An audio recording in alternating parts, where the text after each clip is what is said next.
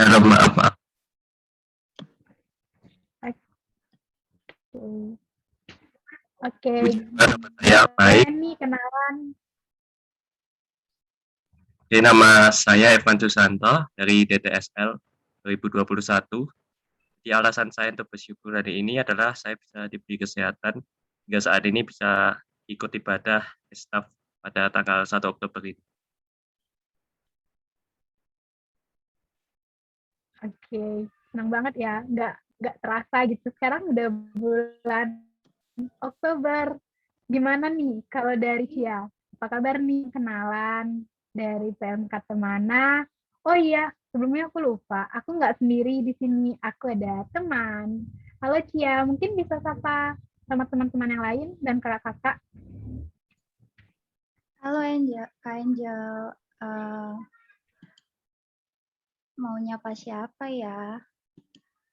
Aku mau nyapa, aku mau nyapa Kak Dewi deh. Mau nyapa Kak Dewi, alasan bersyukur hari ini apa ya Kak? Oh ya Kak Dewi, apa kabar? Halo Kak Dewi. Halo. Oh iya, mungkin sebelumnya kenalin, nama aku Dewi Indah Kusmasari. Aku dari Geologi Angkatan 20. Alasan aku bersyukur hari ini, karena Tuhan udah apa ya, banyak apa ya, memberi banyak kelegaan buat aku hari ini, kayak semisal masalah akademik atau tugas-tugas gitu.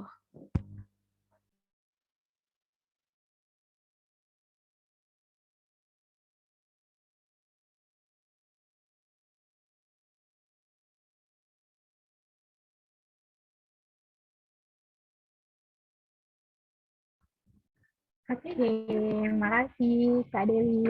Nah, ya ada lagi nggak nih yang mau disapa atau gimana? Ada kenalan gitu yang di PMKT boleh disapa dan dikenalin ke kita. Boleh nih kalau ada.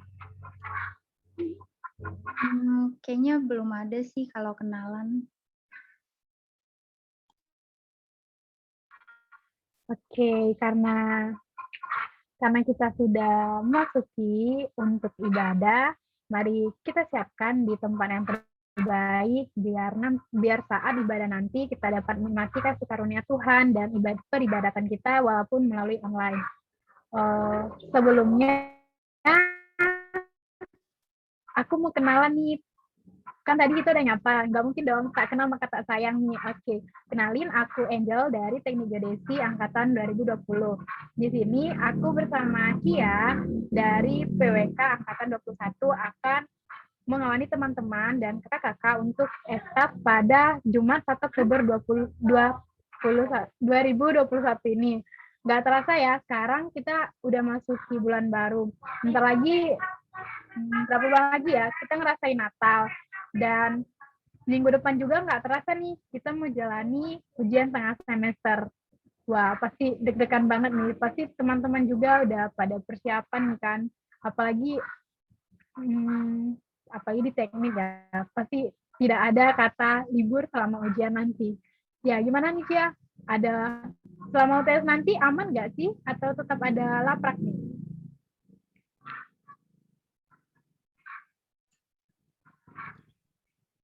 Kalau aku sih pasti banyak banget tugas sih kalau pas mau tes ya. Apalagi studio kalau di PWK. Oke, mungkin sejenak kita bisa tinggalin tugas-tugas kita dan kita dapat nikmati hadirat Tuhan bersama-sama. Sebelumnya kita akan memulai ibadah ini, saya serahkan kepada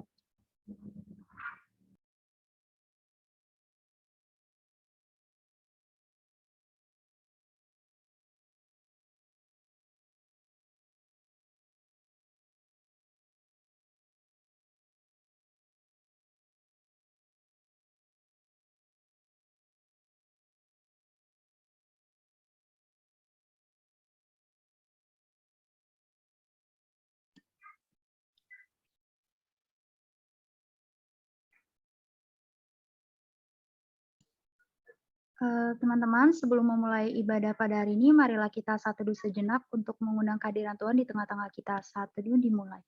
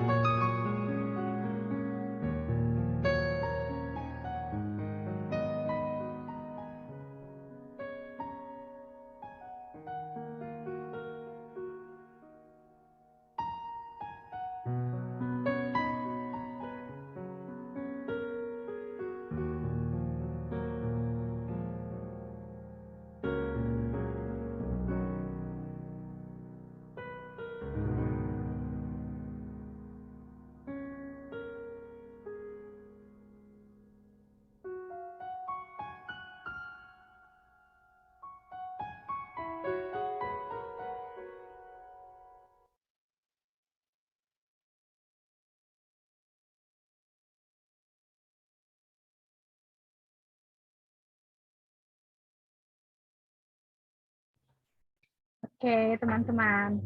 Sebelum kita masuk ibadah, kita akan mengangkat satu pujian, kecaplah dan lihatlah. Kepada operator, saya persilahkan.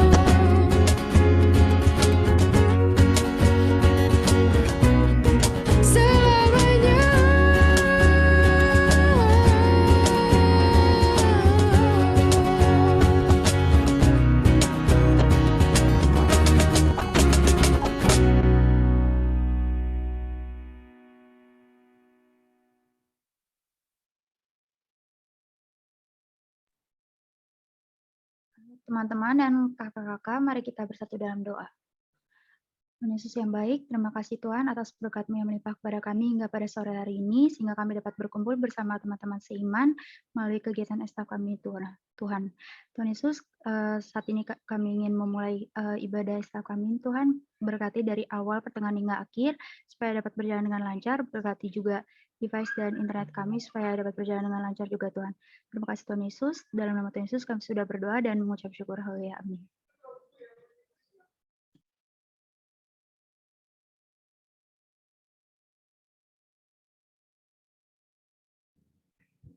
Oke, teman-teman, selanjutnya kita akan mengangkat kembali pujian yang berjudul Hidup Ini Adalah Kesempatan. Dan biarlah kiranya melalui lagu ini, kita menyadari dan setiap langkah dalam hidup kita selalu menyenangkan Tuhan dan memanfaatkan setiap kesempatan yang ada. Kepada operator, dipersilakan.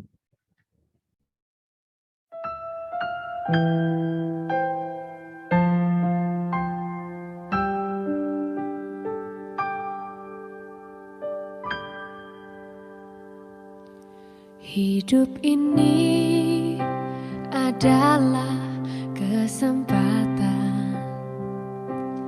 Hidup ini untuk melayani Tuhan.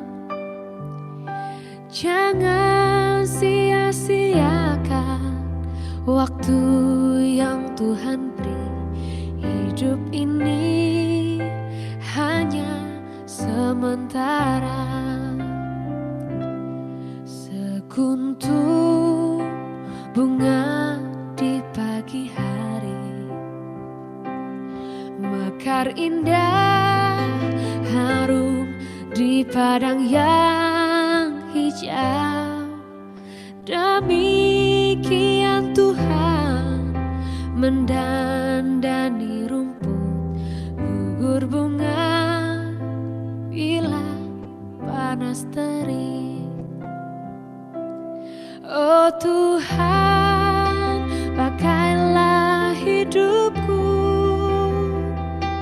selagi aku masih kuat. Bila saatnya nanti ku tak berdaya lagi, hidup ini sudah jadi berkah.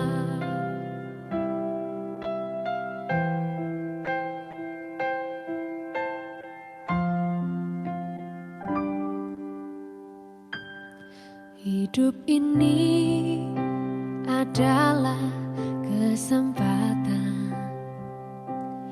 Hidup ini untuk melayani Tuhan. Jangan sia-siakan waktu yang Tuhan beri. Hidup ini hanya sementara. Oh Tuhan, pakailah hidupku selagi aku masih kuat. Bila saatnya nanti ku tak berdaya lagi, hidup ini sudah jadi berkah.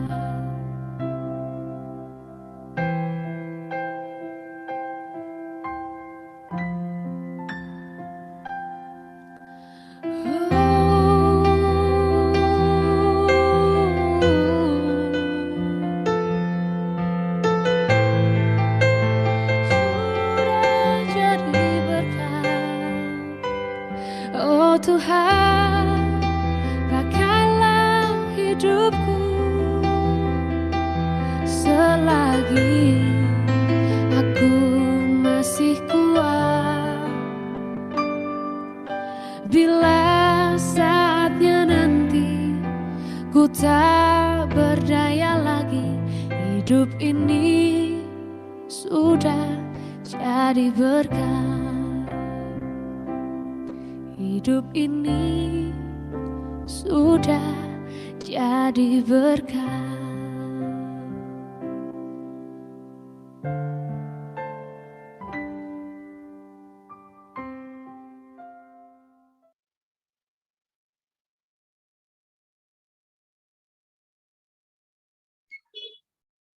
Teman-teman, marilah kita mengangkat lagu pujian, melayani lebih sungguh.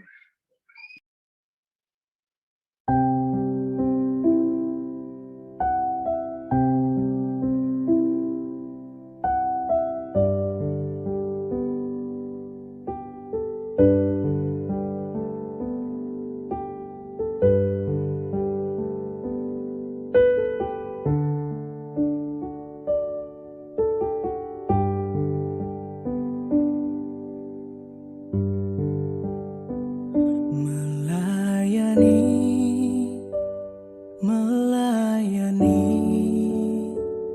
lebih sungguh,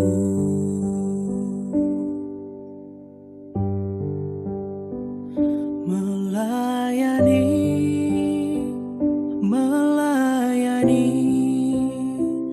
lebih sungguh.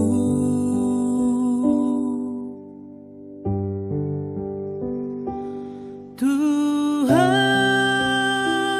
lebih dulu melayani kepadaku, melayani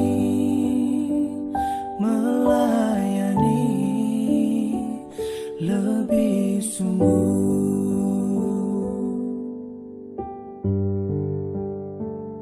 Mengasihi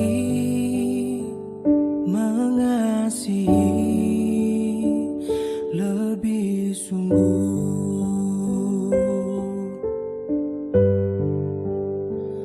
mengasihi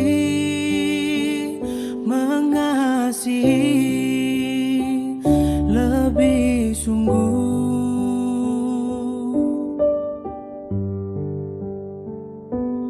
Tuhan lebih dulu mengasihi kepadaku, mengasihi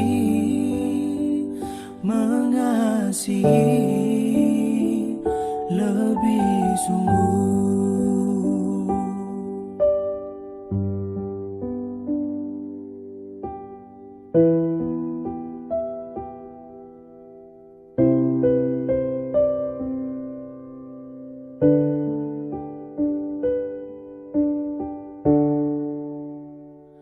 Mengampuni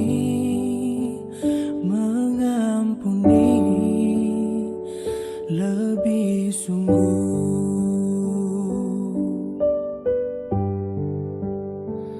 mengampuni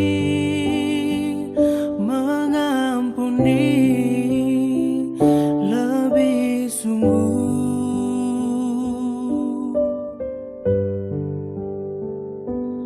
Tuhan lebih dulu mengampuni kepadaku, mengampuni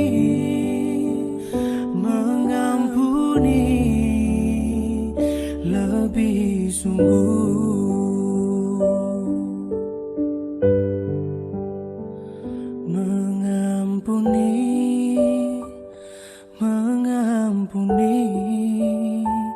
lebih sungguh.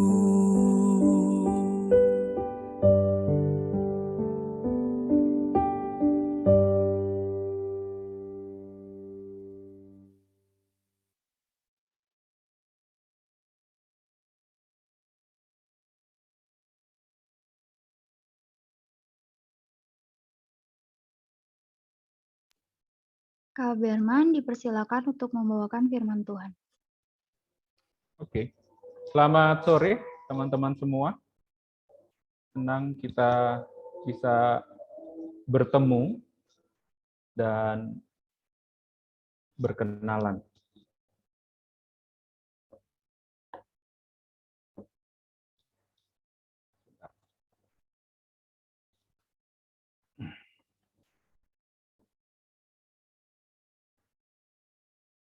Oke, sekali lagi selamat sore rekan-rekan sekalian. Terima kasih untuk kesempatan pelayanannya, saya ketika dihubungi kaget, kok tiba-tiba ada permintaan untuk melayani di PMK di UGM gitu kan ya. Kapan saya bersentuhannya dengan PMK ini nih yang menjadi pertanyaan pertama yang muncul di dalam pemikiran, di dalam otak saya gitu kan ya. Tapi saya yakin ini adalah satu kesempatan yang baik juga bagi saya yang terlibat dalam pelayanan mahasiswa gitu ya, untuk bisa melayani mahasiswa, untuk terus melayani mahasiswa. Ya. Sebelum saya masuk ke dalam pembahasan firman Tuhan sesuai dengan tema yang diberikan, maka pertama-tama izinkan saya memperkenalkan diri terlebih dahulu, karena saya pasti orang asing gitu kan ya bagi teman-teman, karena ini baru kali pertama gitu ya kita bertemu gitu ya. Oke, perkenalkan, nama saya Bermanuel Christian, saya orang Batak, tetapi marga saya Silelahi itu tidak ada di KTP gitu kan ya. Saya orang Jakarta, saya berkuliah di jurusan akuntansi Brawijaya. Dari sejak kuliah sampai saat ini saya tetap di Malang gitu kan ya. Saya agak malas untuk kembali ke Jakarta sebenarnya, karena bagi saya Jakarta sudah kayak penuh orang gitu kan ya. Ya Malang masih oke lah bagi saya. Saya berkuliah di jurusan akuntansi, dan ketika saya lulus saya menjadi full timer di dalam pelayanan Perkantas Malang, di dalam pelayanan mahasiswa. Lalu 2015 kemarin saya mengambil studi teologi saya selama 2 tahun di Discipleship Training Center. Dan saat ini juga saya menjadi pembina di PMK FEB, Fakultas Ekonomi dan Fakultas Kedokteran Brawijaya. Kenapa saya tampilkan foto itu? Karena ini foto waktu saya masih pengurus, teman-teman. Ini kemungkinan tahun kedua saya, gitu, tahun kedua atau tahun ketiga. Jadi kenapa saya tunjukin, supaya teman-teman bisa melihat perbandingannya, seberapa jauh saya sudah bertumbuh gitu kan ya. Semoga kalian bisa menemukan foto saya di situ ya. Dan saya bisa sharing bahwa alasan saya menampilkan ini adalah karena persekutuan ini atau orang PMK ini, saya di FEB menyebutnya PMK Maleaki, merupakan tempat di mana saya belajar mengenal Tuhan. Lalu tempat di mana saya terlibat di dalam pelayanan. Karena tema kita juga bicara tentang pelayanan gitu kan ya. Di dalam persekutuan inilah saya belajar. Dan di dalam persekutuan ini, dan proses yang ada di dalamnya, saya juga semakin memahami apa yang menjadi bagian saya di dalam misi yang sedang Allah kerjakan. Nah, kita akan bahas tentang tema ini, mahasiswa Kristen yang melayani. Sebelum itu, mari kita meminta pimpinan Tuhan untuk dapat menangkap apa yang menjadi isi hatinya bagi setiap kita. Mari kita berdoa. Bapa di dalam surga, saat ini kami datang kepadamu ya Bapa, kami mau menyerahkan pemberitaan firman ini ke dalam tangan-Mu. Berbicaralah ya Bapa, kami siap untuk mendengarkan. Berbicaralah ya Bapa, kami mau dibentuk oleh kebenaran firman-Mu. Di dalam nama Tuhan Yesus Kristus kami berdoa dan mengucap syukur. Amin. Teman-teman sekalian, ketika kita berbicara tentang pelayanan, saya pikir setiap kita sudah yang lahir dalam keluarga Kristen. Setiap kita yang lahir dalam keluarga Kristen tentu mempunyai perspektif ketika bicara pelayanan itu tentang sesuatu yang pasti berkaitan dengan rohani. Tetapi kalau kita googling tentang pelayanan gitu kan, maka biasanya yang muncul tentang ini ya, ada berita dari kantor berita atau pemerintah gitu bicara tentang standar pelayanan gitu kan, atau kita juga mungkin menemukannya malah tentang pelayan yang memang sebagai profesi. Nah, kita akan sama-sama belajar dari teks yang diberikan kepada saya dari Galatia 5 ayat yang ke-13. Teman-teman, mari kita baca bersama-sama ayat ini, atau lebih enaknya saya bacakan saja buat kita semua gitu kan ya. Galatia pasal yang ke-5 ayat yang ke-13 berbunyi demikian. Saudara-saudara, memang kamu telah dipanggil untuk merdeka, tetapi janganlah kamu mempergunakan kemerdekaan itu sebagai kesempatan untuk kehidupan di dalam dosa, melainkan layanilah seorang akan yang lain. Saya bacakan sekali lagi ya. Saudara-saudara, memang kamu telah dipanggil untuk merdeka, tetapi janganlah kamu mempergunakan kemerdekaan itu sebagai kesempatan untuk kehidupan dalam dosa, melainkan layanilah seorang akan yang lain oleh kasih. Nah, teman-teman, kalau kita bicara tentang ayat ini gitu kan ya, saya mau mengajak kita bertanya lebih dahulu tentang hal ini. Gitu ya. Teman-teman, kenapa kita terlibat dalam pelayanan? Ketika teman-teman bicara tentang pelayanan, mendengar tentang pelayanan, dan diajak untuk terlibat di dalam pelayanan, dan teman-teman memutuskan untuk terlibat di dalam pelayanan, alasannya apa? Saya akan mempersempit opsi ini dengan mengajak kita melihat dua opsi ini. Karena ketika kalian mengambil keputusan tentang pelayanan, bagi kalian, pelayanan itu wujud dari kebebasan seorang Kristen atau wujud dari kewajibannya. Dalam artian, kalau kita bicara tentang kewajiban, maka bicara tentang sesuatu yang harus dilakukan. Yang kalau tidak dilakukan, maka ada konsekuensinya. Kalau kita bicara tentang kebebasan, maka tindakan itu, keputusan pelayanan yang diambil, bukanlah berdasarkan intervensi ataupun dorongan paksaan dari pihak lain, tetapi di dalam diri pribadi tersebut, dia memutuskan untuk mau terlibat di dalam sebuah pelayanan. Teman saya kuliah itu 5 tahun. Lalu S1-nya ya. Dari kuliah 5 tahun, 4 tahun itu saya terlibat di dalam PMK. 2 tahun saya terlibat di PMK di FEB, 1 tahun saya terlibat di dalam, kami menyebutnya UAKK, Unit Aktivitas Kerohanian Kristen, yaitu unit aktivitas ya kayak PMK, tetapi dia tingkat universitas gitu kan ya. Dan saya terlibat di PMK Kota. Saya bertemu dengan banyak orang, saya juga meregenerasi kepengurusan di PMK tempat saya berasal, yaitu PMK Maliaki itu. Saya mendampingi pengurus, melihat kepengurusan berganti, dan melihat ada saja dari kepengurusan yang terbentuk itu, dengan berbagai macam saringan yang sudah dibuat, itu rontok di tengah jalan.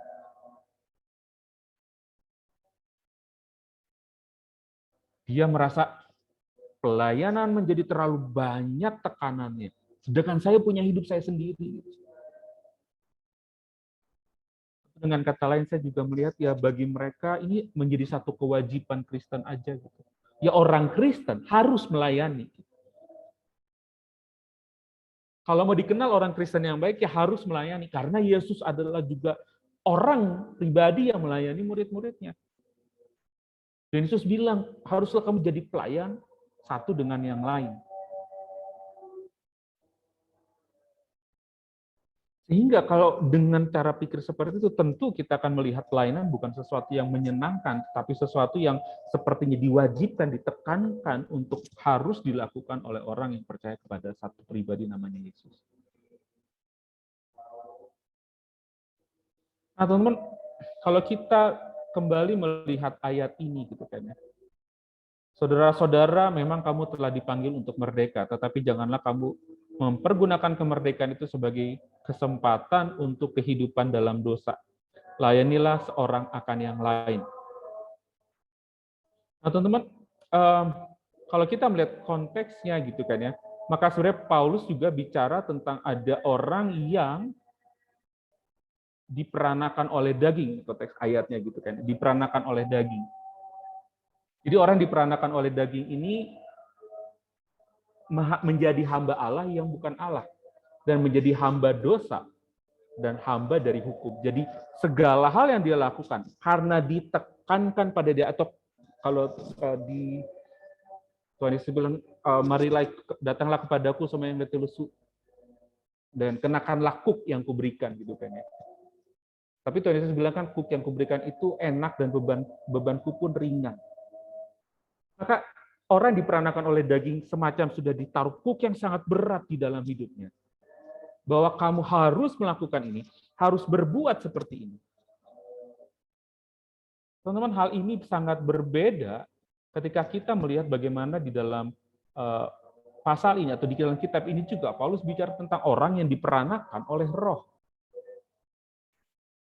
Mereka merdeka, mereka menjadi hamba dari kebenaran. Jadi ada yang menjadi budak dan ada orang merdeka. Menjadi budak adalah mereka yang diperanakan oleh daging yang harus melakukan apa yang tidak ingin mereka lakukan. Tetapi orang yang merdeka merupakan orang yang memahami apa yang sebenarnya dia harus lakukan dan menghidupinya. Tanpa ada paksaan, tanpa dia merasa dirinya harus dan kalau tidak maka akan dapat konsekuensi yang jahat. Teman-teman, saya tadi bertanya, kalian terlibat di dalam pelayanan itu karena apa? Kewajiban atau kebebasan? Kalau kita melihat diri kita melakukan karena kewajiban, maka jangan-jangan kita sudah jatuh di dalam kondisi kita menjadi hamba dari hukum. Yang mengatakan, lakukan ini, kalau kamu tidak lakukan, maka kamu akan dihukum. Gitu kan? Tapi kalau kita melakukannya sebagai wujud dari kebebasan, maka kita menjadi orang yang diperanakan, maka kita merupakan orang yang diperanakan oleh Roh. Karena itu teman-teman, kalau kita berbicara tentang kebebasan, kebebasan tidaklah dipahami sebagai ruang atau kesempatan untuk melakukan apa yang kedagingan kita inginkan.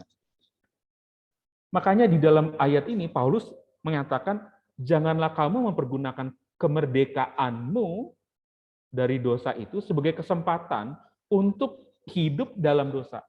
Janganlah kamu manfaatkan kemerdekaanmu yang kamu peroleh yang membuatmu bebas dari kutukan dosa, bebas dari perhambaan dosa, bebas dari perhambaan hukum, dan menjadi hamba dari Allah yang bukan Allah yang sejati. Janganlah kamu gunakan itu untuk melakukan dosa, untuk terus hidup di dalam dosa. Teman-teman, saya dulu pernah berpikir gini ya, kalau Tuhan itu maha kasih ya, gitu kan ya. Dan siapapun yang bertobat dengan sungguh-sungguh pasti akan diampuni. Maka opsi yang saya ingin lakukan dalam hidup saya adalah lebih baik saya berdosa dulu deh. Menikmati hidup berdosa dengan sepuas-puasnya dan dengan semaksimal mungkin. Setelah puas, baru datang kepada Allah. Karena Allah pasti mau menerima saya. Karena saya tulus meminta maaf. Karena ini pikiran dari orang yang sudah percaya Kristus pada waktu itu. Nggak sampai sekarang masih sih, tapi maksudnya pikiran itu muncul dari orang yang sudah mengaku percaya, saya Kristen. Saya terlibat dalam pemuritan, dimuridkan. Tapi pikiran itu muncul. Sampai ada kakak yang ketika saya ngobrol dan mengutarakan pemikiran konyol itu, dia bilang, ya kalau kamu punya kesempatan untuk bertobat ya. Kalau enggak, ya kamu enggak akan dapat pemberesan sama sekali. Nah, kalau kita melihat bagian ini, maka jawaban dari imajinasi konyol saya adalah, kalau kamu sesungguhnya milik Allah, maka kamu tahu bahwa kemerdekaanmu yang kamu dapat di dalam Kristus itu tidak seharusnya kamu gunakan untuk jatuh lagi ke dalam dosa. Tetapi karena kamu jadi merdeka, kamu tidak terikat. Maka kamu seharusnya tahu apa yang seharusnya kamu lakukan sebagai murid Kristus. Tentang kebebasan ini, almarhum John Stott mengatakan demikian. Kebebasan Kristen adalah kebebasan dari dosa, bukan kebebasan untuk berbuat dosa. Ini adalah kebebasan tak terbatas untuk mendekati Allah sebagai anak-anaknya. Bukan kebebasan tak terbatas untuk berkubang di dalam keegoisan kita sendiri. Dan ketika kita mengenal Kristus secara pribadi, maka kita melihat Allah dari perspektif yang berbeda. Kita melihat Allah bukan sebagai pribadi yang aneh gitu kan ya, yang mau memaafkan orang yang sudah menyakiti dia gitu kan. Tetapi kita menemukan dia sebagai pribadi yang ingin kita kenal lebih dalam lagi. Kita mengenal dia sebagai pribadi yang kita ingin habiskan waktu bersama-sama dengan lebih lama lagi. Karena mengenal dia merupakan satu kenikmatan yang saya rasakan. Dan seiring saya menikmati relasi dengan Allah itu, saya semakin mengenal diri saya dan saya semakin bertumbuh sebagai seorang manusia. Itu kebebasan yang dimaksudkan di dalam bagian ini. Lebih lanjut lagi, John Stott mengatakan ini. Ini adalah paradoks yang luar biasa, karena dari satu sudut pandang, kebebasan Kristen adalah sebuah bentuk perbudakan.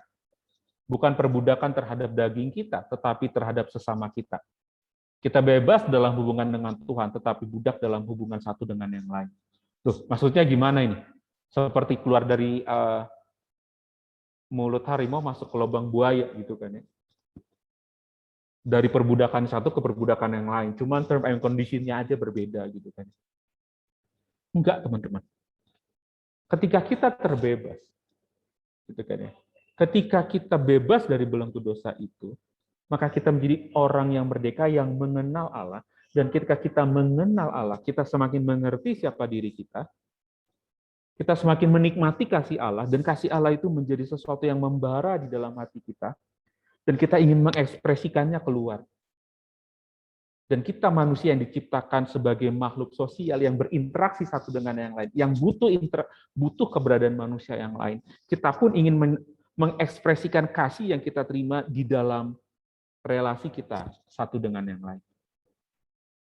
Jadi kesadaran itu muncul, kesadaran itu terbentuk, dan kita melakukannya dengan sukacita. Bukan karena dengan cara saya mengekspresikan kasih saya, maka saya diterima dan diakui, maka saya akan mendapat predikat Kristen yang baik, tetapi karena saya sudah terlebih dahulu merasakan kasih itu, saya menikmati itu, maka saya ingin mengekspresikannya keluar. Lalu kenapa dipakai, John Stott menyebutkannya sebagai, ya kita sebenarnya sedang masuk, kita menjadi budak satu dengan yang lain. Kata budak itu ya kalau kita lihat kan kata yang sama juga yang di Alkitab diterjemahkan sebagai melayani.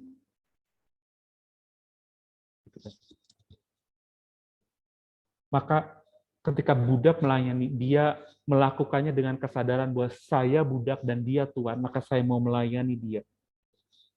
Saya mau kalau kita bicara dalam konteks itu, saya mau mengasihi orang ini, mengekspresikan kasih saya kepada orang ini. Saya dipandang rendah, ya itu tidak masalah gitu, karena budak tidak pernah berpikir dipandang rendah, karena dalam statusnya dia pun sudah rendah gitu ya, status masyarakat pada waktu itu. Loh, kita harus berpikiran kayak budak.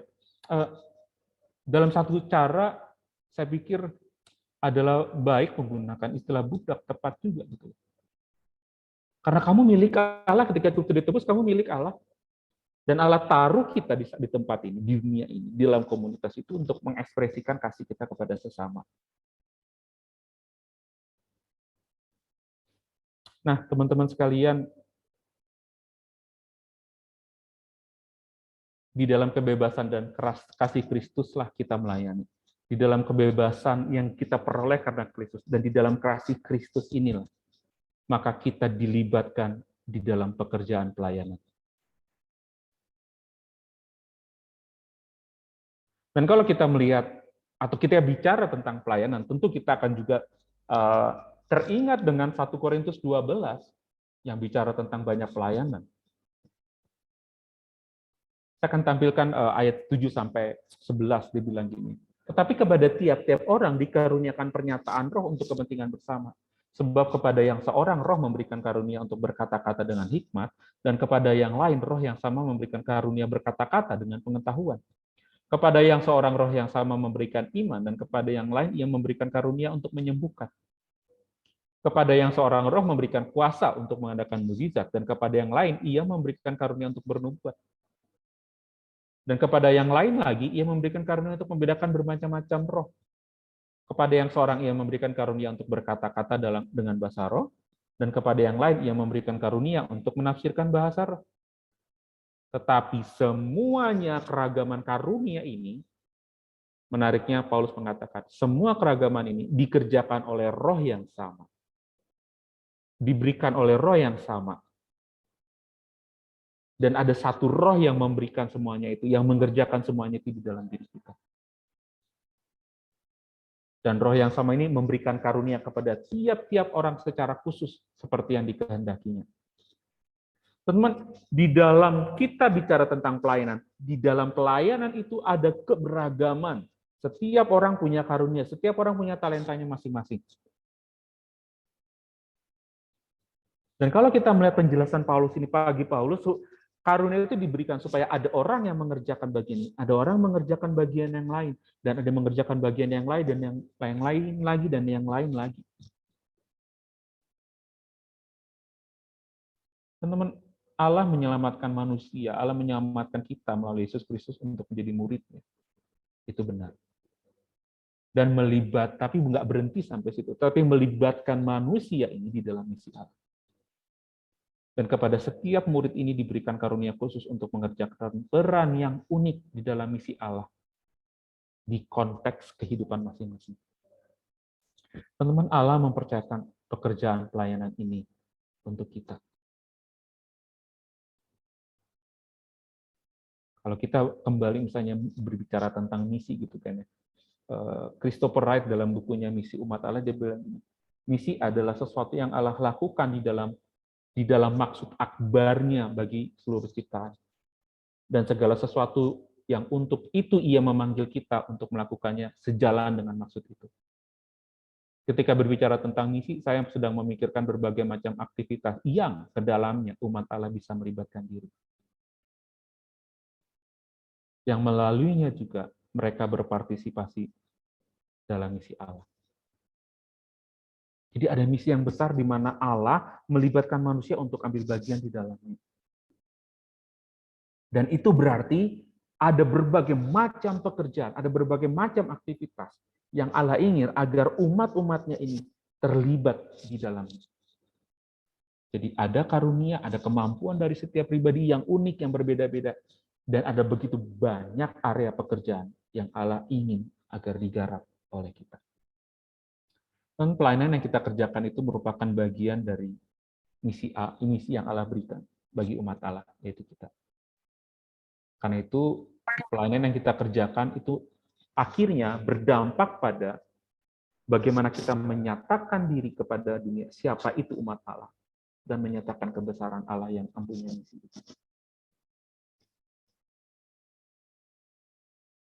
Dengan beginilah teman-teman, kita yang sudah diselamatkan, memperoleh kebebasan di dalam Kristus Yesus, mengerti, memahami apa yang menjadi bagian kita, peran kita di dalam misi Allah yang besar. Mengerti dan memahami apa yang telah Allah percayakan di dalam hidup saya. Talenta itu atau karunia itu. Mengerti saya punya peran. Mengerti Allah punya visi yang besar. Mengerti saya punya kapasitas yang Allah taruh. Baru kita bicara, saya mau melayani. Bukan karena dipaksa, bukan karena keharusan, tapi saya mengasihi Allah saya, dan saya mau terlibat di dalam apa yang sedang Dia kerjakan. Dan kalau kita melihat di dalam keberagaman pelayanan, gitu ya, saya menemukan satu website ininya, Types or List of Christian Ministries. Saya akan menampilkan secara singkat. Ini bicara tentang staf di gereja, administrasi pelayanan di gereja. Ada kurang lebih 19 pelayanan yang dikerjakan. Kalau bicara tentang pelayanan di gereja, ada banyak ministry di gereja. Ada banyak hal yang bisa dikerjakan. Addiction ministry, victim ministry, banyak hal yang bisa dikerjakan. Banyak area yang bisa dikerjakan, kita bisa terlibat. Ketika bicara tentang pelayanan kepada komunitas di sekitar, ada kurang lebih di dalam website ini ada 50 jenisnya. Kalau bicara tentang misi, ada 43-an jenis area pelayanan di mana kita bisa terlibat di dalamnya. Teman-teman, dengan kata lain saya mau ngajak kita melihat di dalam internal gereja sendiri, atau di dalam internal kekristenan sendiri, ada banyak area di mana kita bisa terlibat untuk membangun tubuh Kristus ini. Ada banyak area kita bisa terlibat untuk bisa membangun tubuh Kristus. Tetapi ada banyak area juga di mana kita diutus bersama-sama oleh Kristus untuk melayani komunitas di sekitar kita. Kemudian ketika Tuhan Yesus bilang, layanilah seorang akan yang lain. Itu karena ketika Rasul Paulus, kalau nggak salah, bilang, kasihilah sesamamu, tetapi kasihilah terlebih dahulu orang-orang di dalam persekutuan, orang-orang yang menjadi anggota tubuh Kristus. Teman-teman, itu tujuannya bukan supaya kita menjadi kelompok yang sangat tertutup gitu. Tapi supaya kita menjadi kelompok yang sangat eksklusif di satu sisi. Tetapi keeksklusifan kita ini membuat kita bertumbuh, dan ketika kita bertumbuh di dalam komunitas ini, kita juga akan berdampak keluar. Keberadaan kita di dalam pelayanan bukan sekedar untuk membangun tubuh Kristus, tetapi juga untuk mengerjakan apa yang menjadi misi dari tubuh Kristus itu sendiri. Nah, saya akan merangkumnya atau menutupnya dengan mengajak kita melihat, teman, apa sih peran mahasiswa Kristen di kampus? Pelayanan apa yang mungkin kalian kerjakan di kampus? Charles Habib Malik, seorang yang turut ambil bagian dalam membuat rumusan deklarasi hak asasi manusia dari Lebanon, mengatakan demikian. Universitas adalah titik tumpu yang jelas untuk menggerakkan dunia. Lebih kuat daripada dengan cara lain. Ubah universitas dan Anda mengubah dunia. Teman, universitas ini menjadi satu tempat yang besar, tempat yang sangat potensial ketika kita berbicara tentang mengubah dunia. Ketika kita berbicara tentang menginginkan dunia yang lebih baik. Teman-teman, kalau kita melihat bagaimana Charles Habib Malik, seorang Kristen ini melihat betapa pentingnya universitas, maka kita ketika bicara tentang kampus, kita tentu juga akan mau tidak mau berbicara, apa sih yang menjadi kehendak Tuhan bagi kampus ini? Hal apa dari kampus ini yang perlu kita garap? Karena melalui keberadaan di dalam kampus inilah, ketika pelayanan dilakukan, maka kita akan bisa mengubah dunia di masa yang akan datang.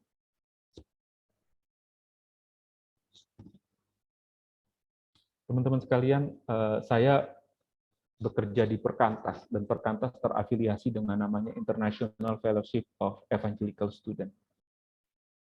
Saya menunjukkan slide ini untuk mengajak kita melihat statement visinya.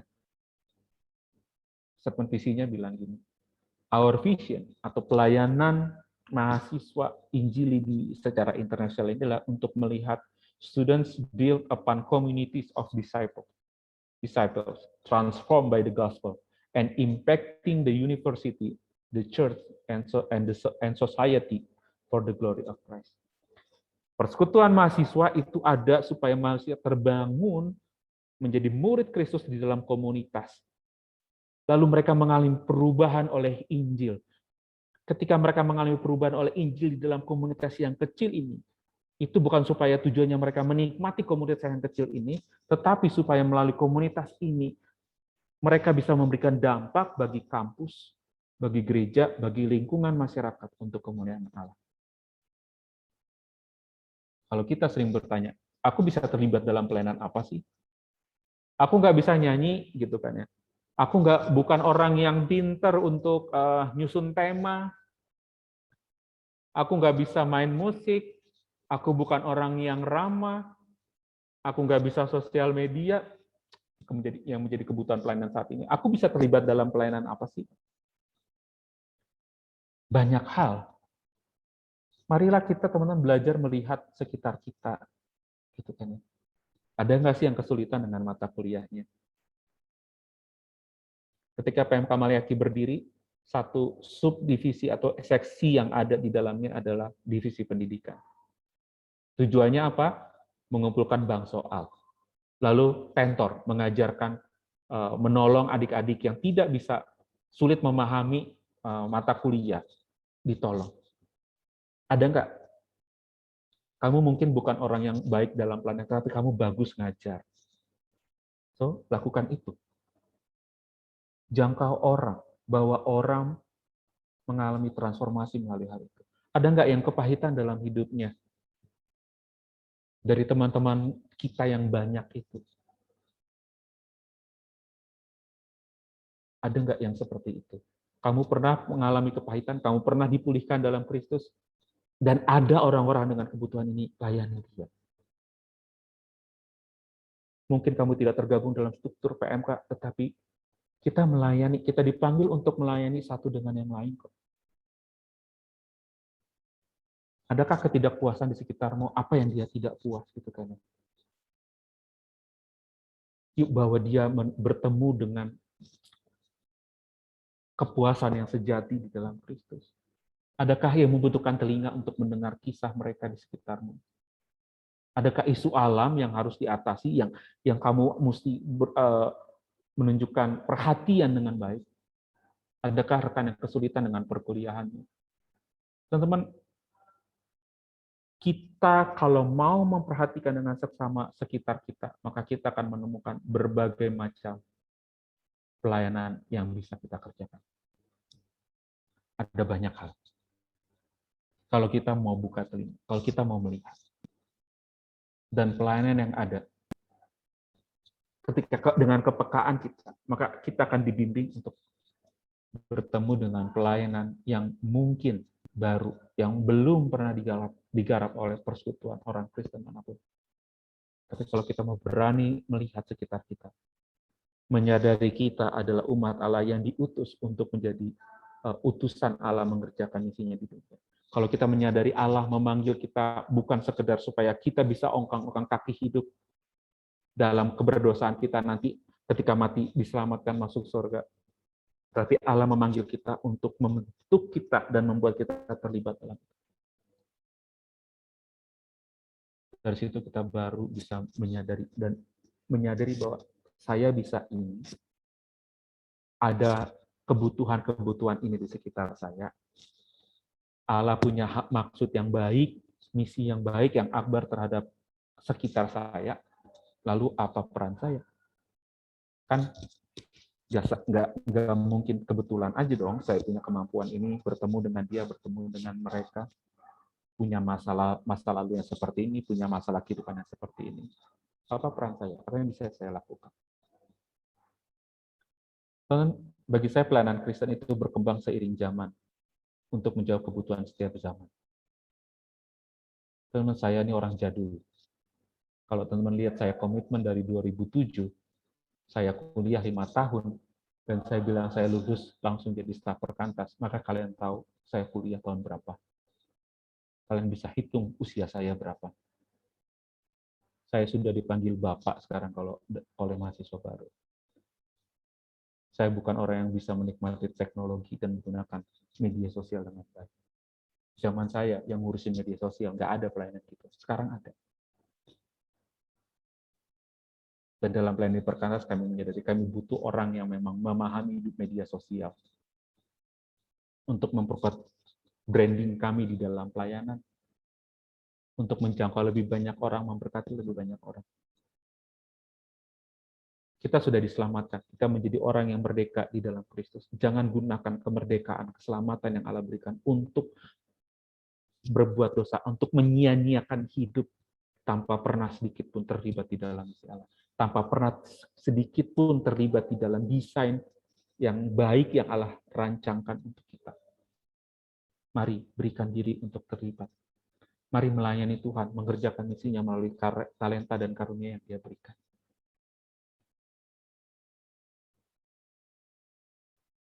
Jangan sia-siakan itu. Jangan sia-siakan itu. Karena siapa tahu dengan 50% saja konsentrasi kita, atau kita sungguh-sungguh menggunakan talenta tersebut untuk misi Allah. Mungkin dari 50% itu ada orang yang sedikit tersentuh, ada orang yang semakin tertarik melihat sukacita yang ada dalam hidup kita, melihat hidup kita yang berubah. Bagaimana jika 100% kita gunakan seluruh energi kita untuk mengerjakan, memaksimalkan talenta yang Allah kasih. Teman pernah ya, ketika lagi nggak pengen ngobrol, tiba-tiba ada orang datang, teman kalian datang, dilalah datang tanpa pernah menyapa sebelumnya, ngobrol, nanya kabar kita, lalu tiba-tiba curhat, lalu curhatnya jadi panjang, dan kita mendengarkan dengan setengah hati, dan orang itu ketika selesai, atau besoknya ketika ketemu kita bilang, thank you ya, udah mau jadi dengar curhatan. Pernah nggak? Saya pernah. Itu saya baru setengah hati, 50% energi saya untuk memberikan telinga mendengar. Tapi ternyata itu bisa berdampak. Yuk serius menggarap talenta yang Tuhan kasih. Karena Tuhan menyelamatkan kita dari dosa, bukan untuk membiarkan diri kita di dalam keberdosaan kita, di dalam kebiasaan kita yang lama. Tetapi untuk membentuk kita semakin menjadi gambar dan rupa Allah yang lebih itu. Amin. Adakah yang mau memberi respon atau bertanya?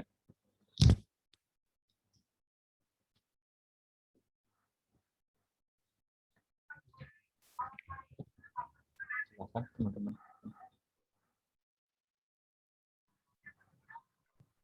Oke. Ya, gimana mungkin teman-teman ada yang ingin ditanyakan terkait firman tadi. Tapi luar biasa banget ya firman tadi tuh ngajarin kita gitu. Jadi selama hidup ini relate banget sih dengan lagu sebelum firman tentang hidup ini adalah kesempatan sih. Kalau menurut saya gitu sih Kak. Jadi kayak gunain hidup ini itu layani Tuhan, bukan harus pelayanan yang di gereja. Pelayanan itu bisa dalam berbagai bentuk. Contohnya mungkin terlibat dalam kelibatan PMKT, atau mungkin kayak tadi mendengarin curhat teman, atau hal-hal kecil yang sebenarnya itu tuh udah bentuk pelayanan, cuman kita nggak nyadar gitu. Kalau aku, itu sih yang aku tangkap banget dari firman tadi. Mungkin dari teman-teman gimana nih? Ada yang ingin ditanyain nggak? Kalau dari Cia, ada nggak?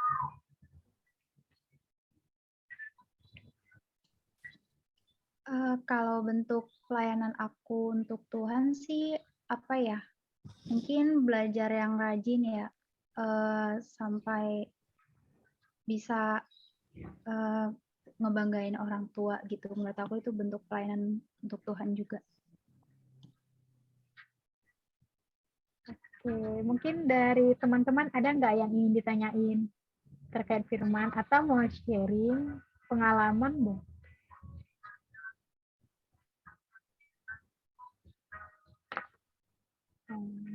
Kalau gini deh, aku punya pertanyaan nih Kak. Kan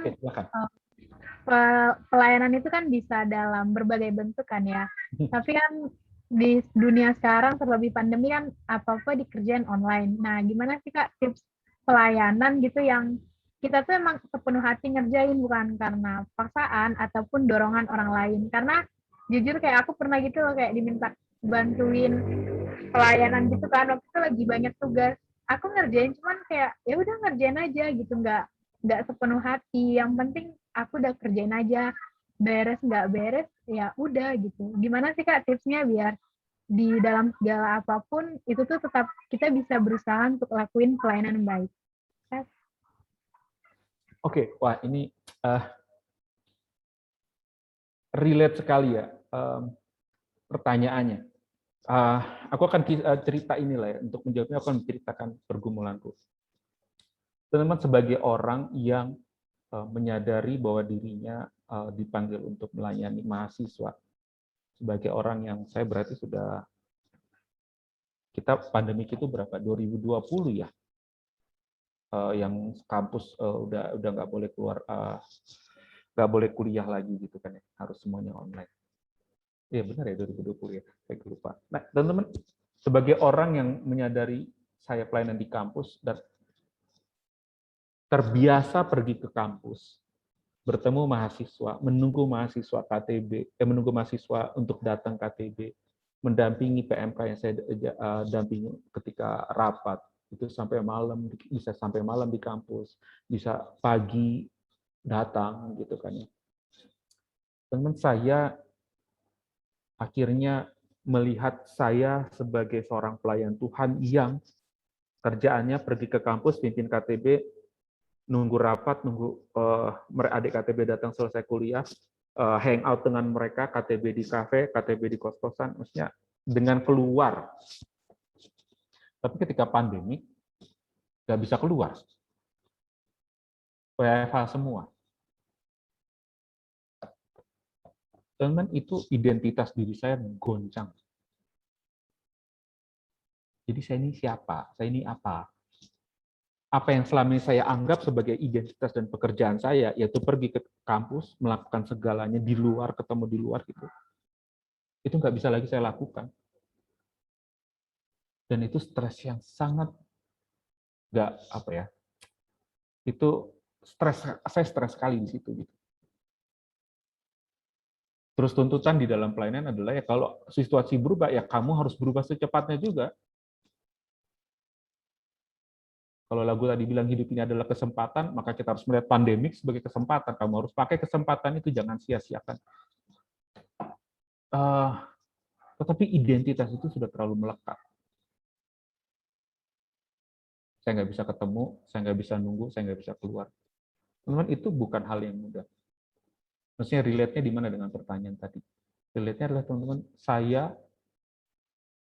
orang yang pekerjaannya itu pelayanan. Berarti saya nggak punya alasan untuk tidak mengerjakan pelayanan. Tapi apa yang saya kerjakan? KTB online menjadi hambar juga lama-lama. Karena nggak bisa ketemu. Karena ada hal yang tampaknya hancur atau missing dalam diri saya. Saya terus pimpin KTB, iya. Saya terus mendampingi PMK, iya. Malas nggak? Malas. Capek nggak? Capek. Enggan nggak? Enggan banget. Tapi saya terus mengerjakan. Bukan karena itu pekerjaan saya, tetapi karena saya menyadari Allah memanggil saya di tahun 2007 untuk mengerjakan ini. Dan kenapa saya mau memberi diri untuk mengerjakan ini? Karena saya dibentuk Allah melalui pelayanan ini. Kesadaran itu yang membuat saya terus mengerjakan apa yang Allah percayakan. Bukan alasan yang ideal, bukan alasan yang dalam masa pandemi itu, bukan alasan yang buat saya semangat dan akhirnya menyemangati orang lain. Ayo kita semangat, lakukan ini untuk bisa menjangkau mahasiswa. Ayo ide KTB yang ini caranya dan segala macam. Enggak. Saya bergumul di dalam ketidakpahaman saya tentang realitas yang ada. Saya bergumul di dalam keterbatasan saya. Saya bergumul di dalam keengganan saya untuk melakukan pelayanan dan pengennya tidur aja, pengennya menghilang dari dunia ini karena itu bagi saya stres banget. Tapi saya selalu percaya bahwa saya dibentuk oleh Allah di dalam pelayanan ini. Allah panggil saya dalam pelayanan ini dan pasti ada maksud Allah yang baik dalam kondisi ini. Maka saya mengerjakan pelayanan itu dengan kebebasan yang ada. Saya terus mengerjakan. Jadi caranya gimana? Nikmati saja perjalanan. Saya menikmati perjalanan saya enggan, saya ragu, saya malas. Saya menikmati perjalanan tersebut. Terus sambil menikmati saya ngapain? Saya menikmati Tuhan juga. Saya menikmati Tuhan, berdiam diri, banyak bertanya sama Tuhan. Dan saya bercerita kepada orang yang bisa saya percaya. Kelompok KTB saya, orang yang bisa saya jadikan rekan untuk ditanya, untuk bisa membuka diri. saya melakukan itu. Saya enggan, tapi saya tidak meninggalkan. Saya enggan, tetapi saya tidak melarikan diri dari komunitas. Saya pilih komunitas yang tepat untuk bisa membuka kerapuhan saya dan menjadi rekan saya untuk bergumul terhadap perasaan yang saya sadari terhadap realitas ini. Lalu, gimana? Lanjut, saya tetap lanjut. Masa pandemik saya malah dikasih tanggung jawab sebagai koordinator pelayanan mahasiswa di Regio Jawa Timur. Belum beres nih otak saya, isi hati saya belum beres. Tuhan kasih pelayanan baru. Saya tolak? Enggak. Karena satu sisi memang selain saya dalam artian staf yang junior di bawah saya itu masih terlalu muda, masih usianya muda untuk komitmen. Maka saya memang yang hitungannya paling bisa. Ya sudah, saya tidak melarikan diri dari pelayanan itu. Saya ambil, tapi saya bilang, Tuhan, saya nggak tahu nih saya mau ngapain. Tolong kasih tahu. Ya, akhirnya jalan sampai sekarang masih bisa berjalan dengan baik. Apakah saya sudah bebas dan bisa benar-benar sukacita sekali melayani Tuhan? Saya masih bergumul kok. Tapi dalam pergumulan itu saya menemukan sukacita-sukacita yang lain. Dalam perjalanan itu saya menemukan pengalaman-pengalaman yang berbeda. Dalam perjalanan itu saya menemukan diri saya yang berbeda. Dan itu indahnya pengalaman. Itu indahnya perjalanan bersama dengan Tuhan. Itu indahnya jika kita mau terus mengerjakan apa yang Tuhan percayakan di dalam kerapuhan kita. Itu jawaban saya. Oke, makasih Kak Berman buat jawabannya. Masih ada nggak teman-teman yang mau bertanya? Melalui kolom chat juga nggak apa-apa kok, nanti dibacain.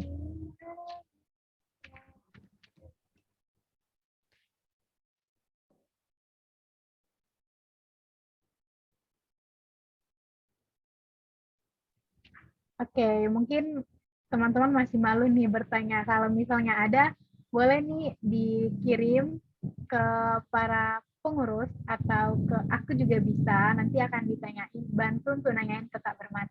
Selanjutnya, selanjutnya kita akan memberikan persembahan. Selanjutnya saya serahin kepada Cia.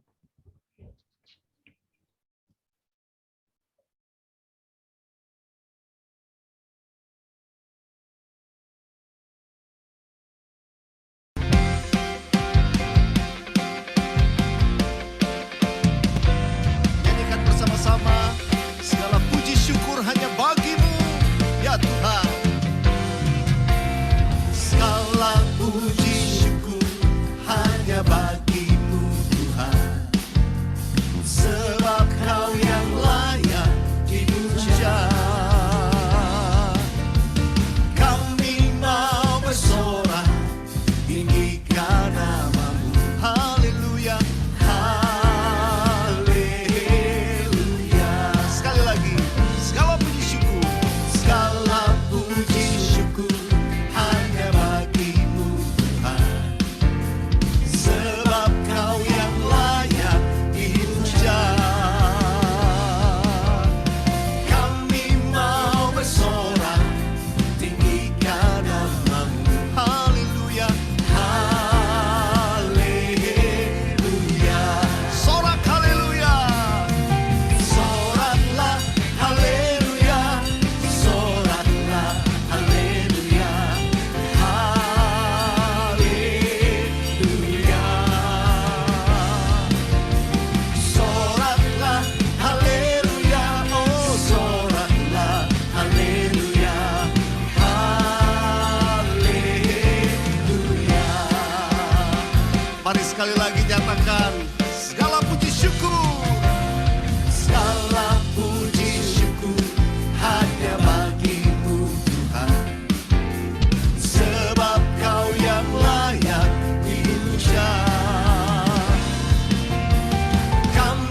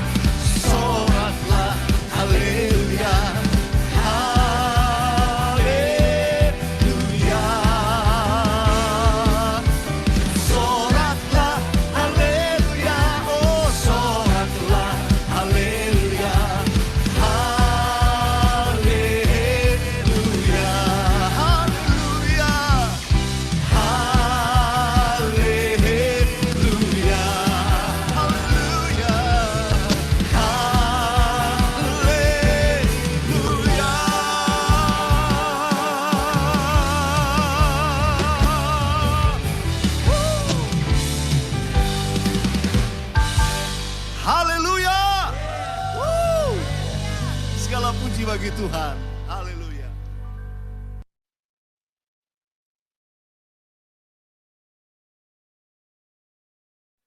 Kak Berman dipersilakan untuk membawakan doa persembahan dan doa syafaat. Oke. Ada pokok doa syafaatnya? Nggak ada. Yuk teman-teman, mari kita berdoa. Bapak, kami sungguh bersyukur hari ini boleh bersekutu bersama, boleh juga memuji, memuliakan nama-Mu, boleh memberikan sebagian dari apa yang telah Engkau percayakan untuk dapat digunakan bagi misi-Mu melalui PMK ini. Terima kasih ya Bapak untuk seluruh kesempatan yang berharga ini yang Engkau berikan kepada kami. Kami mau menyerahkan semuanya itu ke dalam tangan-Mu dan kiranya Engkau berkenan atas semuanya itu juga Tuhan. Dan kiranya melalui seluruh proses ini pun kami boleh semakin dibentuk untuk semakin serupa dengan Engkau, semakin melayani Engkau dengan lebih sungguh-sungguh lagi ya Bapak. Terima kasih ya Bapak untuk pelayanan ini, persekutuan yang Kau berikan kepada kami. Dan Kau terus memberkati setiap teman-teman yang tergabung di dalamnya. Supaya melalui persekutuan ini kami boleh semakin bertumbuh di dalam pengenalan kami akan Engkau, dan kami boleh semakin menemukan peran unik kami masing-masing di dalam pelayanan, di dalam misi yang Kau sedang kerjakan di dunia ini ya Bapak. Bapak, juga kami mau membawa pergumulan akan bangsa kami dalam tangan. Kami terus berdoa untuk kondisi COVID yang ada di Indonesia ini, Bapak. Kami bersyukur untuk kondisinya yang cukup membaik dari beberapa bulan yang lalu, ya Bapak. Dan kami terus berdoa kiranya Engkau menolong pemerintah di dalam penanganan proses penanganannya COVID ini, ya Bapak. Kami berdoa juga agar kami sebagai warga negara pun boleh mengerjakan bagian kami dengan baik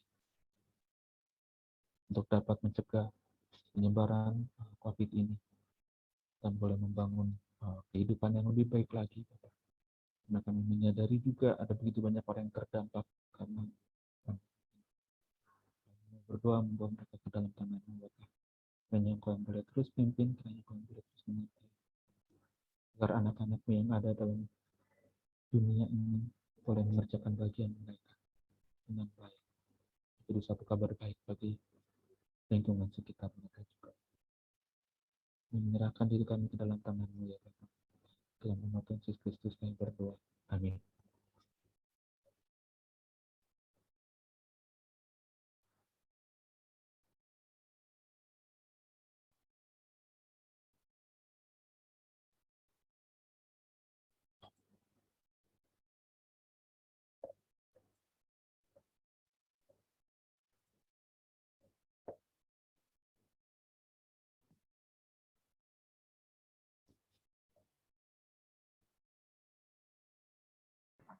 Oke, selanjutnya kita akan menaikkan pujian kembali yang judul Aku Tuhan Semesta. Kepada operator dipersilakan. Mari dengan sukacita kita angkat pujian ini. Karena kita siap untuk diutus, kita siap untuk menjadi berkat.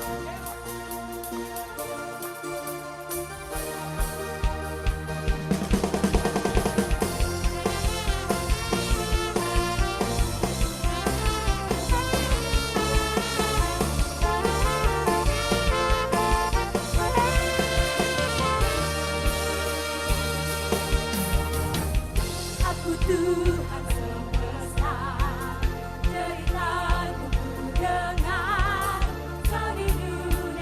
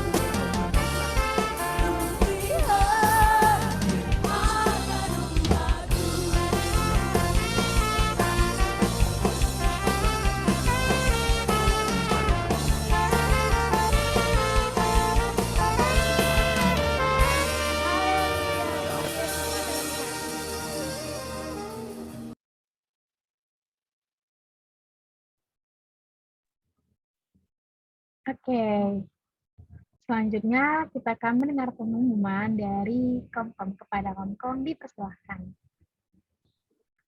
Baik, terima kasih Angel. Halo semuanya, perkenalkan aku Cecil dari Komkom. Nah, di sini aku mau menyampaikan kalau selama UTS, e-staff akan ditiadakan sementara ya teman-teman. Nah, e-staff akan hadir lagi hari Jumat tanggal 22 Oktober pada jam yang sama, yaitu jam 5 sore. Nah, ingetin teman-temannya juga ya nanti. Nah, selanjutnya, ya tadi udah ditampilin juga. Nggak berasa ya teman-teman, kita udah mau sampai di akhir tahun. Dan jadi akan ada open recruitment panitia Natal PMKT nih. Nah, untuk informasi lebih lanjutnya, nanti pasti dipublikasiin di media sosial PMKT ya. Jadi, teman-teman bisa cek sosmednya dan boleh ajak teman-teman nanti. Oke, sekian dari Komkom. Terima kasih. Saya kembalikan ke Angel. Oke, makasih Cecil dari Komkom. Selanjutnya mungkin ada fellowship nih. Oke, kita akan Oke, teman-teman, tibalah kita di penghujung acara Esta pada hari ini. Namun sebelum itu, marilah kita tutup ibadah hari ini dengan doa penutup dan doa berkat yang akan dibawakan oleh Kak Welin. Baik, mari kita bersatu di dalam doa, teman-teman. Ya Bapa yang penuh kasih, kami bersyukur Tuhan, kebaikan-Mu, penyertaan-Mu dalam sepanjang kehidupan kami. Kami juga bersyukur untuk estaf kami pada sore hari ini boleh berjalan dengan baik, semua karena anugerah Tuhan. Terima kasih juga untuk firman yang sudah dibagikan oleh hamba-Mu, Kak Berman. Engkau menyertai pelayanannya, Engkau menyertai kehidupannya. Kau terus pakai hamba-Mu ini Tuhan bagi kemuliaan nama-Mu. Kami berdoa ya Tuhan saat ini bagi teman-teman yang akan UTS pada minggu depan, 2 minggu ke depan, kiranya Tuhan menyertai selama 2 minggu UTS ini, Kau berikan hikmat yang dari Tuhan, Kau berikan kesehatan, kekuatan, kemampuan bagi mereka untuk bisa dapat menjawab setiap soal-soal, setiap tugas juga dapat diselesaikan dengan baik. Tuhan, kami memohon biarlah mereka boleh menjadi terang, menjadi kesaksian di tengah-tengah perkuliahan mereka. Mereka juga bisa mengerjakan UTS dengan lancar dan boleh memberikan hasil yang terbaik. Tuhan, kami juga berdoa buat teman-teman PMKT yang berulang tahun pada minggu ini. Tuhan, Engkau yang menyertai mereka, ditambah dengan bertambahnya usia, mereka boleh semakin mengasihi Tuhan, boleh semakin mengenal Tuhan, dan hidup mereka boleh menjadi hidup yang berkenan kepada Tuhan. Bapak, kami juga berdoa bagi penanganan COVID, kiranya Tuhan menolong agar vaksin dapat disebarluaskan, semakin banyak orang yang bisa menerima vaksin sehingga semakin banyak kekebalan yang ada ya Tuhan, sehingga COVID ini juga bisa mulai berangsur-angsur pulih dan masyarakat boleh kembali beraktivitas. Tuhan, kami berdoa untuk pembelajaran, kiranya Engkau terus pimpin setiap kebijakan yang dibuat oleh pemerintah, baik juga oleh universitas-universitas dalam kegiatan belajar dan membelajar ini ya Tuhan. Engkau sertai perkuliahan yang direncanakan, Engkau juga sertai mungkin teman-teman yang akan kembali ke Jogja, kiranya Tuhan yang menyertai dan memimpin mereka. Kami berdoa Tuhan untuk setiap keluarga dari teman-teman, kiranya mereka juga senantiasa Tuhan berikan kesehatan. Bapa yang baik, kami mau menyerahkan akan seluruh kehidupan kami ke dalam tangan kasih-Mu. Terus senantiasa pimpin kami Tuhan, supaya kami terus setia melayani Engkau, karena Engkau sudah begitu mengasihi kami. Kami mengucap syukur dan menyerah seluruh kehidupan kami hanya di dalam nama Tuhan kami Yesus Kristus. Kami berdoa dan bersyukur. Amin.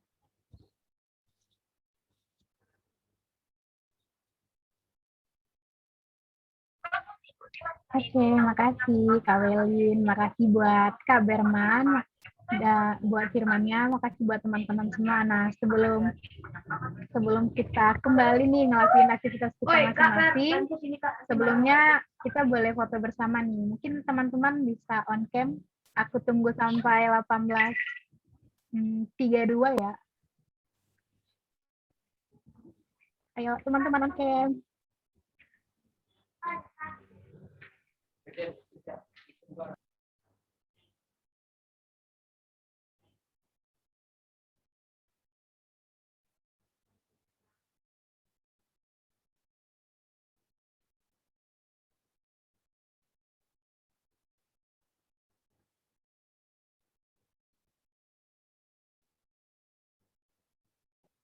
Yuk, on cam yuk, yang lain on cam.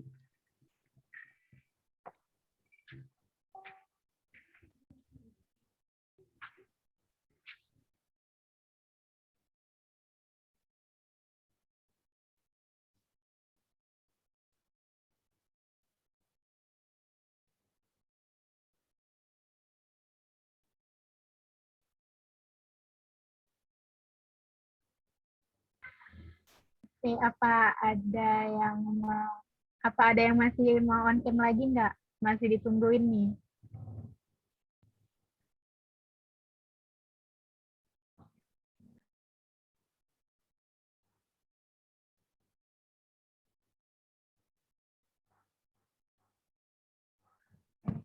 Oke. Oh, karena udah pembahas 32, ini aku yang screen atau ada operatornya nggak? Aku yang bakal dokumentasi. Terima kasih Angel dan MC. Oke, teman-teman boleh bergaya. Ini ada 2 slide di sini. Oke, slide pertama. 1, 2, 3. 1, 2, 3. Oke, slide kedua. 1, 2, 3. 1, 2. Oke, 3. Oke, mau ganti gaya? Oke. Oke, kayaknya mau ya. Slide pertama lagi, sekali lagi. 1, 2, 3. Slide kedua. 1, 2, 3. Oke, terima kasih MC.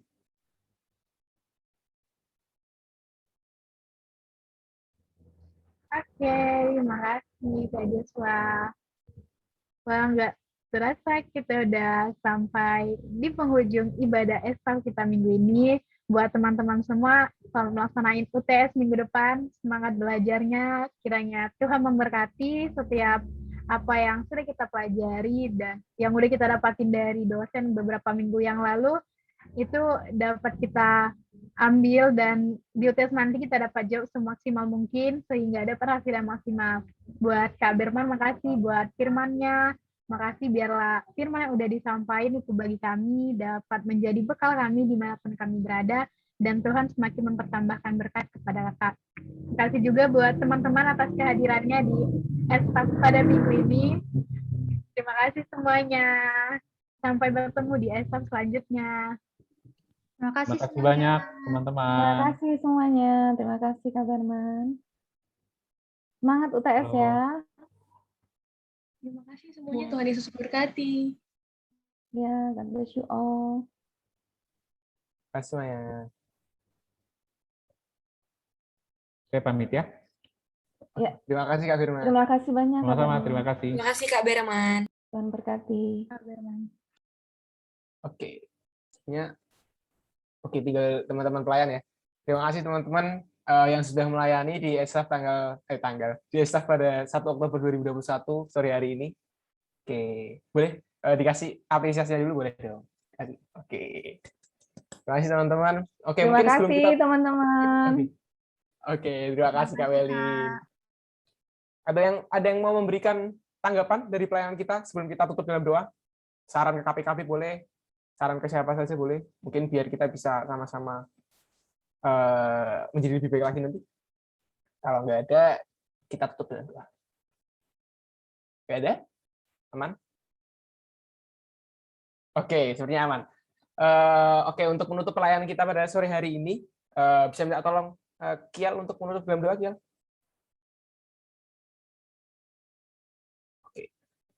Oke, sebenarnya Kial sedang di luar, jadi mungkin nggak terlalu nggak bisa kedengeran ya. Jadi mungkin untuk menutup pelayanan kita pada hari ini, pada sore hari ini, bisa minta tolong ke Angel untuk dalam doa.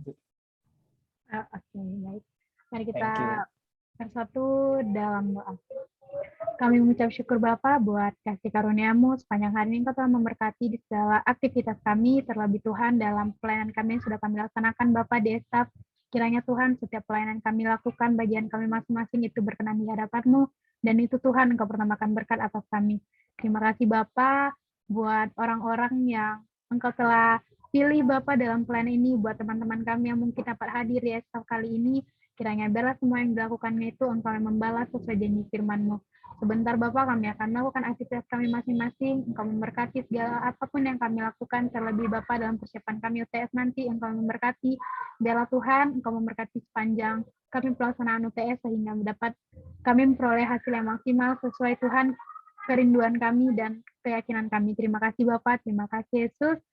Kami sadar Bapak mungkin dalam pelayanan kami banyak yang kurang Tuhan, namun kiranya Bapak itu menjadi pembelajaran bagi kami dan bukan merupakan celaan bagi Tuhan kemuliaan nama-Mu. Terima kasih Bapak, hanya kami berdoa dan mengucap syukur dalam nama-Mu Tuhan Yesus. Haleluya, amin. Oke, terima kasih teman-teman. Selamat melakukan aktivitas, selamat mengerjakan UTS minggu depan. Sampai jumpa di staff dan pelayanan-pelayanan berikutnya. 3 minggu lagi. Oke, Terima kasih teman-teman. Thank you KPKB, teman-teman Angel, Gracia, semuanya. Tuhan berkati. Jangan lupa join panitia Natal juga. Ya. Sampai jumpa. Tuhan berkati. Coba, terus berkati.